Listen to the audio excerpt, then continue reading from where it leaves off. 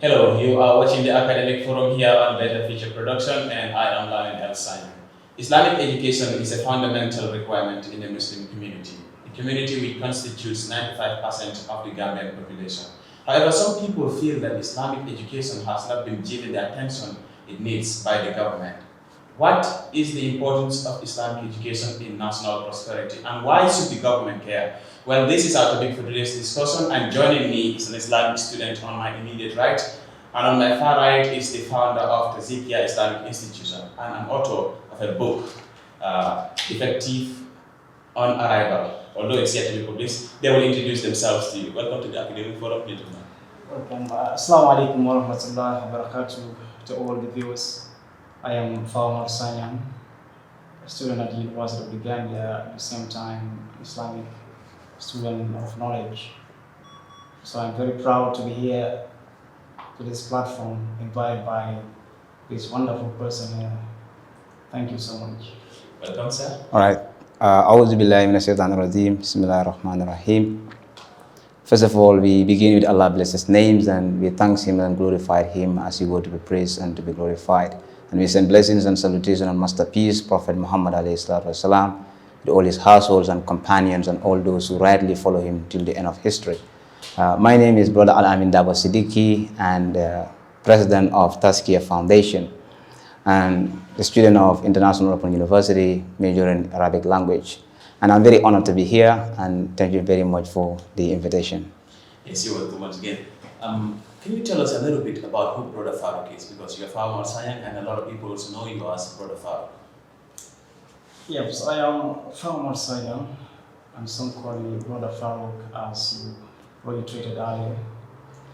I started my schooling at in the 4 years, where I started my schooling at the madrasa, and due to some financial constraints, I was unable to complete the madrasa education. Then I shifted to the conventional education, and so that I finished. I went up to the secondary level, and then I'm able to win a scholarship, and then move to the university level, where I'm furthering my education in economics. And right now also I am also on the pursuit to the acquisition of Islamic knowledge, because it is the foundation for the development of any environment. So I am Brother Farouk, as some might know. Yes, can you tell us a little bit about who Brother Lamin Dabo is and your foundation? Thank you very much. Very happy. I was born at a village in 1998, August on the 6th, in a village called Buiba Mandinka in Jara Central, LRR. And I started my school in Buiba Lower Basic School, around Buiba Lower School. After I completed grade 1, grade 2, grade 3, and grade 4 in 1 year. After that, I completed my primary school. I went to Japanese Basic Cycle School. It's where I did my grades 7 and 8. After I dropped out from school for a while, I went to do welding. After I was catapulted back to school by one of my brother. And at that time, I went to Abuko Kankurang, Abuko Upper Basic School, is where I did my grade 8. But I did only 1 term there, and I went to Kabavero Upper Senior Secondary School, is where I completed my grade 8 and grade 9. So in 2019, I did my diploma in Islamic Studies in International Open University. After the same year, 2019, I did my advanced diploma in General Islamic Studies in Institute of Islamic Studies.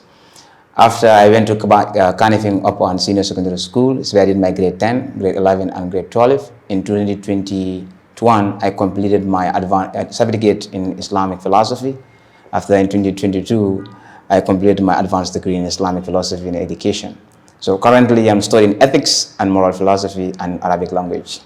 That's a great thing. That's a great thing. Yeah. So, after the Gambia government had made education free from nursery school to senior secondary school, some people feel that the government had somehow left out the Islamic education, which they needed to, empower. Yeah. And if you look at that from that perspective, if the government had helped Islamic school and made free education available in Islamic school, how will it help, national development? First of all, we have to know what the purpose of Islamic education is all about, distinct to this secular conventional education. because every crisis have a problem that we need to look before we address it. If you don't have the root cause of the problem, it will be very difficult to give a cure to that problem. And this is a broad topic, and we don't have many time, so we will summarize it because I don't go to the school of summarization, but I will try my best today to summarize everything. Islamic education is so important because it's what we make human being really human being, right? What we Muslim have, the greater crisis of our madrasas and our Islamic institution, which lead to the government paying no attention to Islamic education. As far as my thoughts are concerned, this is because we have embraced an alien philosophy that is a detriment to the Muslim society. Yes. For example, this materialistic civilization that came into the later ages that opposed the integralistic civilization that is born to be in the 7th century Islamic, divine postman, Prophet Sallallahu Alaihi Wasallam. Because if we have to take into consideration why materialism arose and what are the factors that contribute to it, we may be able to find the solution with human beings suffer today. And Islam is the only religion that gives a fundamental norm of how human beings have to live in this world. That's why Islam, being a theocentric religion, it is very comprehensive in its outlook, and also the entire mission of Islam and the Quran is to transform this life with all its dimensions into the life of worship by channelizing into the system of obedience to Allah subhanahu wa ta'ala. When human beings forget this track, then they are going to embrace something that are very alien to their civilization. Yes. Some people suggest that the government have neglected Islamic educations and Islamic institutions. Yeah. What would you say to that suggestion? Yes, I think that government neglected the Islamic education is well seen by any blind man.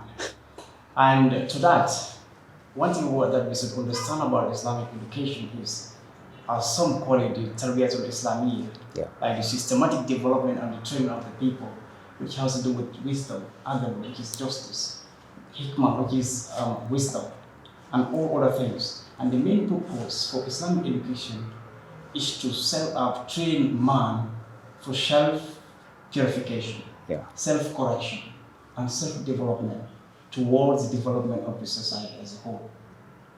And Islamic education, it does not draw a line between the spiritual life and what they call the mundane life. It is an integrative studies. In a sense, it combines. It combines. It's a multidimensional educational system. Yeah. It teaches one how to be God conscious in relation to activities of this world. Yeah. Because we all created purposely to worship Allah subhanahu wa ta'ala as wills. But like when you look at the government of the Gambia, to be honest, they've neglected the madrasas of Islamic education, and that is the only way forward. If you don't stick to Islamic education, we will always and all the time experience doom upon doom and chaos upon chaos. Unless and until we go back to the roots, which is the Quran and the Sunnah. The Quran and the Sunnah. Here. So when you talk about government neglecting Islamic educations, would you tell us what are some of the parts in which the government have neglected Islamic education, or would you say we neglected everything? All right, there are many things that the government have neglected. For example, number one, there is no good facility for pursuit of knowledge, and you cannot have knowledge unless when you have materials. Materials are the means for you to get the knowledge that you wanted. That's why Prophet ﷺ, when he came for the first time, he gave two tools to humanity to have access to knowledge. That is called the psychology for the quest of knowledge and the technique for the quest of knowledge. First thing, he gave materials, how to have knowledge. So government have neglected the Islamic institution. If you go to so many Islamic institutions today, what do you see? You become same. And then you start asking questions. What is happening? The tables are not good. The buildings are not, the furnitures are not good. And in fact, we will not be ashamed to say, even there are no proper teachers in Islam, most of the Islamic madrasas today, who can teach Islam what really Islam means. The greatest crisis of Islam today, in fact, is our understanding of Islam, right? So government have neglected all this side. Financially, government is not supporting the Islamic madrasas. They're not supporting any, I cannot say they are not, but they're not doing well. They should do more than that, because Islam is a religion where when you focus on, it can create a civilization and a society that eradicate all form of anthropomorphic notions of everything. When you talk about Islam as a religion that needs to be supported, Yeah. yes, the Gambian government has it in the constitution that the government will not choose any religion as its state religion. Yeah. We have Islam in this country, we have Christianity in this country. Yeah. So coming to you, Islam is a religion of the Muslims and Christianity is a religion of the Christians. Knowing that the Gambia has both religions and both practitioners from both religions in this country, why should the government focus especially on Islam? Because we as Muslims and as human beings is Sami'na wa ata'na, we hear and obey. And Allah subhanahu wa ta'ala says clearly, vividly clear in Gross Quran, Inna Dina Indallahi Islam. The religion chosen on the side of Allah is Islam. Sure, the government saying that they are not going to choose any religion when it comes to that constitution, that is a secular concept. And that concept has to be deleted out of it. Considering the fact that we have other non-Muslims in this country? Yes. You see, Islam does not, and it will never, and has never, transgress against the rights of other people. Look at Prophet ﷺ when he was in Mecca. That time when he was trying to champion Islam, there were people who were living with him who were not Muslims, but he gave them their rights. Islam gives rights to human beings as far as we deserve it. I got your point. However, now, when we talk about national prosperity, peace and tranquility is a fundamental component of it. And without it, we cannot prosper as a nation. Islamic education, as far as it is concerned, what role will it play, or what role will the students of Islamic education play in attaining peace and tranquility for the Gambia? All right, thank you very much. First of all, there will be no peace if there is no justice. And if there will be no justice if the human beings are not theocentric into their concept.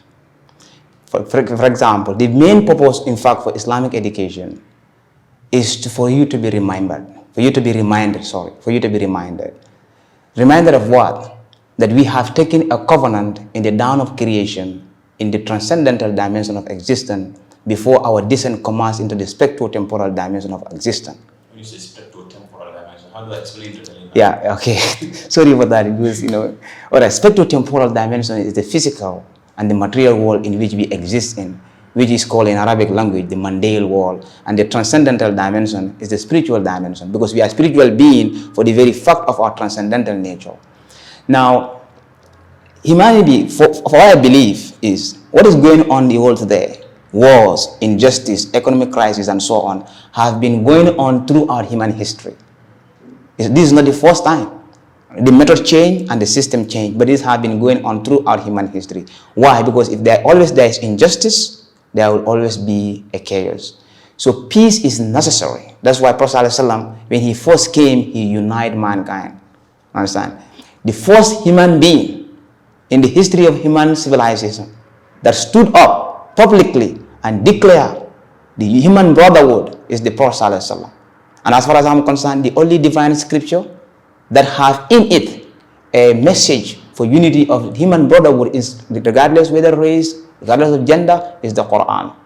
Ya ayyuhan nas inna khalaqnakum min zakar wal unsa. O you mankind, we have created you from one single soul, and they compartmentalize you into different tribes and nations in order for you to be recognized one another. Peace is necessary for national development. If there is no peace, there could be no development. So our development aspiration need peace. But before we need peace, we need to have justice. And we cannot have justice based on the secular constitution that we have. The secular constitution represents the nihilistic view of reality, which is just came into being through what we call the socio-cultural relativism, where authority is owned by the dominance to the detriment of the masses. If you look at the type of political system that we have, it represents what may be termed as ascendancy. Values are not based on principle, but they are based on the versatile interests of the political class. So such, type of norms and forms that we have, we cannot have justice and peace unless we recognize that we human beings are theocentric beings. So in essence, you're saying that this Islamic education is going to teach people in order to recognize that fact, which will bring about peace and tranquility. Islamic education is the only system of education that can make you to recognize who you really are. That's why in my book on Ulumuddin, the first chapter is psychology of human personality. Human beings have dimensions. Unless all those dimensions are taught to every human being and understand it profoundly, one will not be a human being in the true sense of the word.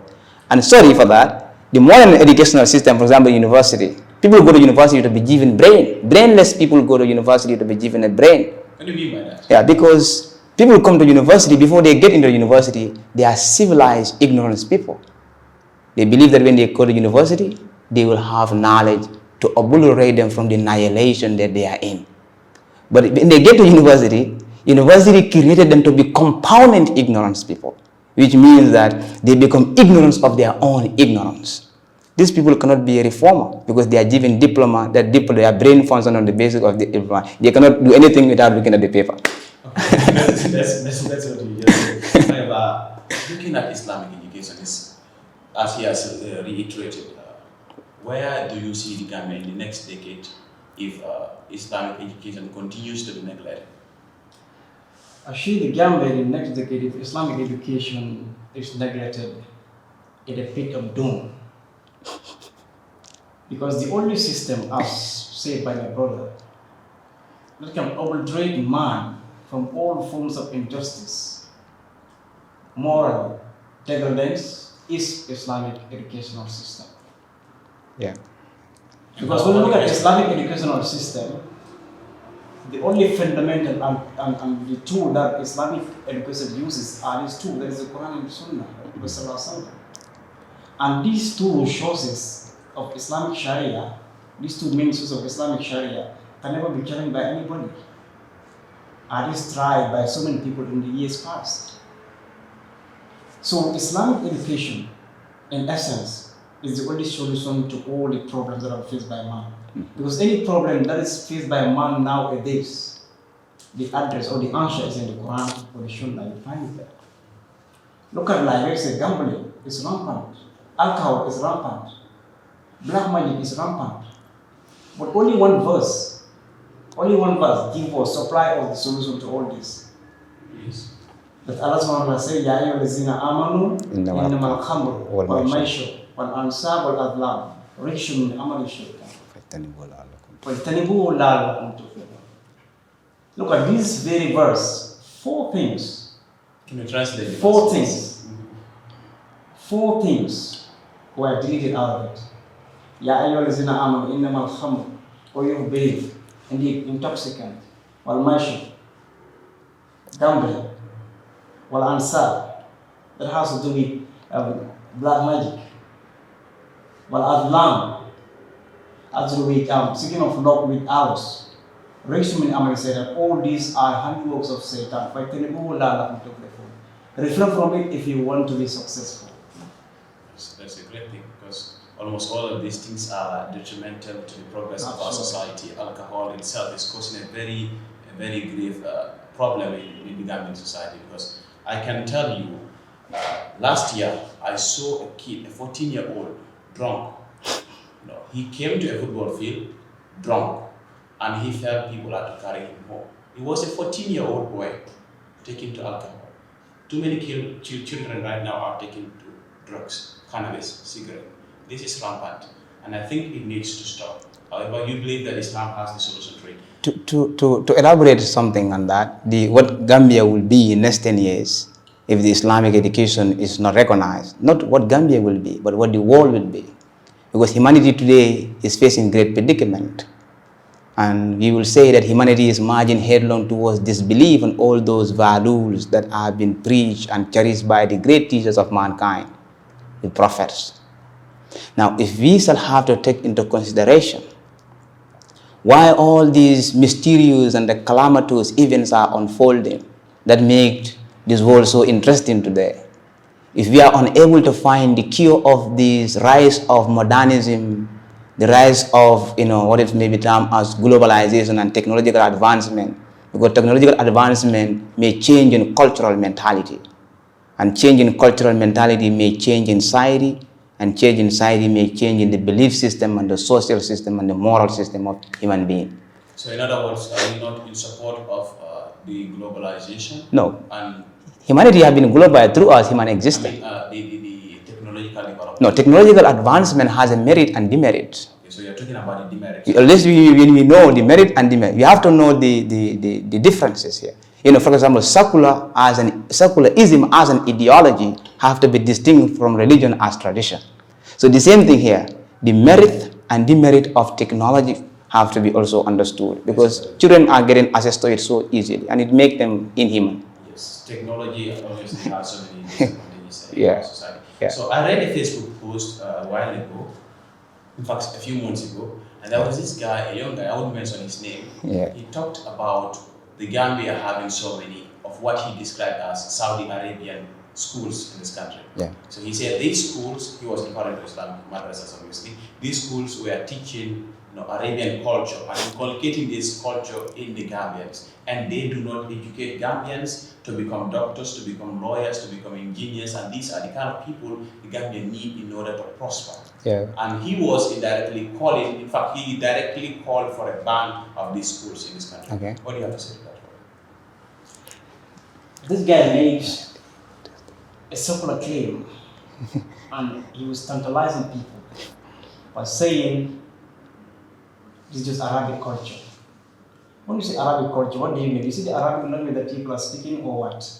Or is it the dress code, the attire that people are addressing or what? You see, whatever Muslims do, they have base evidence to support or to justify their actions. Him claiming that the Arabic schools or the madrasas have been banned, why do you say so? Because this is Islam. And for one, if you say about, let's concentrate more about Arabic language. If you say there is a culture of the Arabs, look at this, the Quran was revealed in Arabic language. The Sunnah of the Prophet Sallallahu Alaihi Wasallam, Arabic language. The books authored by prominent scholars of Islam, for one to understand Islam deeply, are written in Arabic language. So for one to understand your Islam correctly, you must be well versed in Arabic language. For you to understand the book of Allah and the Sunnah of the Prophet.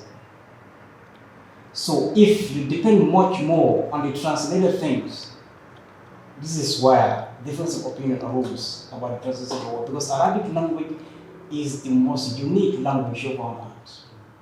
English language is as lame as a mosquito's wing. Because sometimes you cannot even translate a single word of Arabic. Cannot, like the word rap. The word rap in Arabic, what does it mean in English? Does it translate? The nearest of it is law, but that does not sufficiently translate the word, the term rap. So this guy, I think he should check his mental consciousness. It's not a joke with this. This is not a joke, because we are all here for the purpose. And this Arabic Islamic educational system can solely, like what my brother was saying, can obliterate us from all these forms of social injustice and all forms of chaos and take us towards the right direction. Yes, it's an excellent thing. Although, in fact, after he had made that post, most of them were very pacifist, because the Gambian people are such that they do not take religion lightly. Let me come to you quickly. He said that these Islamic institutions do not train us to become lawyers, teachers, doctors. What do you have to say? Okay, quickly to that, because we don't have time. Everybody who tests the fruit of knowledge based on pure intellectualism will understand that the incredible advancement that Islam had made into the history of mankind. To say that Islam does not train people to become lawyers, people to become this, then, and so on and so forth, that started later ages when the Muslim nation had been globalized and colonized by the West. Our educational system is being robbed. This is called intellectually robbery. That's what the West have done to the Muslims.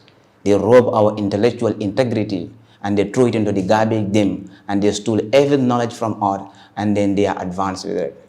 If you go back into the history, you'll find out that Islam created one of the most magnificent integralistic civilizations in the history of mankind. How did you do that? Based on knowledge of empirical science in all its dimensions. It is psychology, transpersonal psychology, and so on and so forth.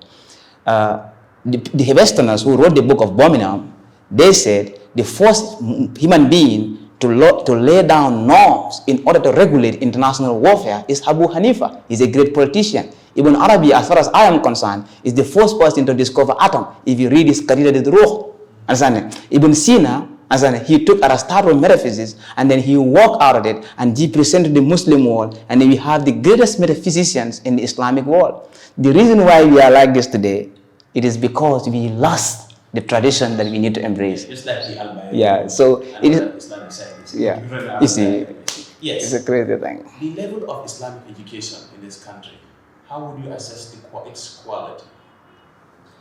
The quality or the level of Islamic studies in this country, education, I can say, is not at the medium, because we neglected it. You see, Islamic education, the teaching methodology and the curriculum need to be reformed. Was the tradition that was here since olden days is the same tradition that has been taught, and you could see it of course in the students themselves, because they are not productive. Nowadays you will see students, especially even when you go to when you stop at grade 7, somebody who learned up to a doctorate degree level will say a statement, and you don't have anything to back up you, but all what you do is to challenge the guy, tantalize people, casting aspersion on people. So I think Islamic education, especially the educational system of Islamic education, should be reformed if you surely want to enjoy the fruits of Islamic education. We're running out of time anyways. In fact, let me say a little thing, because I saw a student in an Islamic school who is in grade 10, and I saw him a verse of the Quran, in fact a chapter of the Quran, because I'm not literate Arabic. So I asked him, what is this chapter? And he could not read. It was Surah Al-Ikhlas. Yeah. It's a sad thing. I think that needs to improve. But finally, we run out of time, just like 3 more questions. People say, I had a conversation with a teacher yesterday, and he said it is because if you look at the increase in what he described as mannerlessness in our society, the increase in crime and other negativities that are happening in our society, it's because of the absence of the promotion of Islamic education by the government, and it is that which is hindering our national prosperity. What do you have to say? All right, thank you very much. Islam is not a religion based on ideational culture or sunset culture or integralistic culture. Islam is ethical religious, meaning it's a religion of morality and it's a religion also of spirituality. In fact, the very fundamental reason in which human being is created is the pursuit of moral struggle for moral development. The verse that many people quote when you ask them, what is the purpose of human being exist? This verse is in connection to the dimension of human being as a worshiping being among God creation. We give a human being a power not to worship God just because he is a creation among his creations. Right? Morality is the central theme for the pursuit of successful life. That's why I believe in Akhirah, the day of replay of human history. The central theme is for the moral life possible on the earth. If you don't have morality, your Al-Qiyamah will not be successful. Just in 1 minute, what is your message to the government? Why should the government care for Islamic education? My message to the government is the government of the Gambia should take into consideration Islamic education. The Arabic going students, let them also enjoy from the packages of free education. They are also citizens of this country, and they have that constitutional right also to enjoy. Because you will not see you only concentrate only on official language. Some of these Arabic going students, they have their own expertise, they have their own professions. And when they go to Arabic school, they have the talent, they have the skills. So the only way that they can profess their profession is through a systemized Arabic way. So let them create avenues for both Arabic going students and English going students if you want to see our country develop. Yes, why should the government care? Just in 1 minute. Yeah, government should care because Islamic education is an excellent education. God is the fountainhead of all values. God is the source of all guidance. Problem Quran said, وَنَزَّلْنَا عَلَيْكَ الْكِتَابَ تِبْيَانًا لِكُلِّ شَيْءٍ. We have revealed this Quran that the Quran explains all things.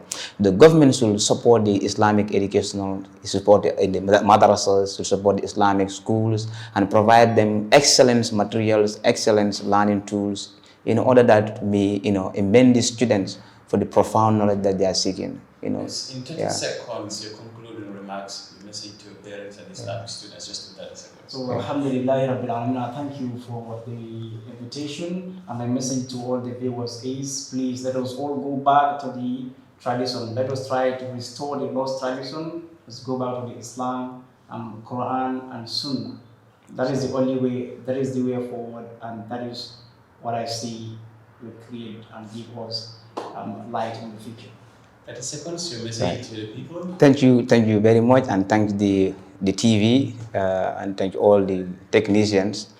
And my last message to the Gambian people is that preservation of Islam is a second principle of Islamic Sharia, right? To preserve this deen. And you can only preserve this deen is through commitment to the pursuit of knowledge and through commitment to the worldly activities, because Quran does not neglect the worldly activities. Rabbana atina fid dunya hasanah wa fil akhirati hasanah. Right? So we need two knowledge of the world and the knowledge of the deen, in order that human being may be successful. So we have to give consideration to the Islamic education 100%. Yes, thank you very much. Yes, this is where we're going to draw the curtains. We've completely run out of time. We wish we had more time to discuss on more issues pertaining to this topic. But till I come your way next week, I am Lamin El Sanyan. Keep on watching the Untitled Forum. And till I come your way next week. Bye now.